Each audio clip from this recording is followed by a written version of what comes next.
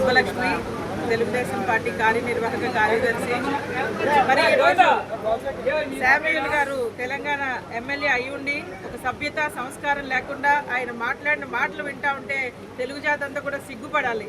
ఎందుకంటే ఒక ఎమ్మెల్యే అయి ఉండి, ఒక బాధ్యత కలిగిన వ్యక్తి అయి ఉండి, ఒక విశ్లేషకులు ఉంటారు, వాళ్ళు విశ్లేషించిన దాన్ని బట్టి ఆ నాగేశ్వరరావు గారు చేసిన విశ్లేషణ మంచిదా రైటా అనే విశ్లేషకులు దాని మీద నిర్ణయాలు తీసుకుంటారు. దాని గురించి మాట్లాడాలంటే ఆ నాగేశ్వరరావు గారు ఏం మాట్లాడారో తెలుసుకొని మీరు మాట్లాడండి.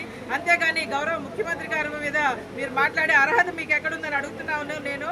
ఎందుకంటే మన గౌరవ ముఖ్యమంత్రి గారు ఉమ్మడి ఆంధ్రప్రదేశ్కి ముఖ్యమంత్రిగా పనిచేసి నిజంగా మన తెలుగు జాతి అంతా కూడా అభివృద్ధి పదంలో నడిపించిన మన ముఖ్యమంత్రి గౌరవనీయులు చంద్రబాబు నాయుడు గారి మీద కానివ్వండి, ఉప ముఖ్యమంత్రి గారు పవన్ కళ్యాణ్ గారి మీద కానివ్వండి, మీరు మాట్లాడిన మాటలు నిజంగా వెనక్కి తీసుకోవాలని చెప్పి మేము అందరం కూడా డిమాండ్ చేస్తూ ఉన్నాం. అవి తెలుగు జాతి అందరూ కూడా ఖండించవలసిన విషయం అని చెప్పి మరొకసారి మీ అందరికీ తెలియజేసుకుంటాం.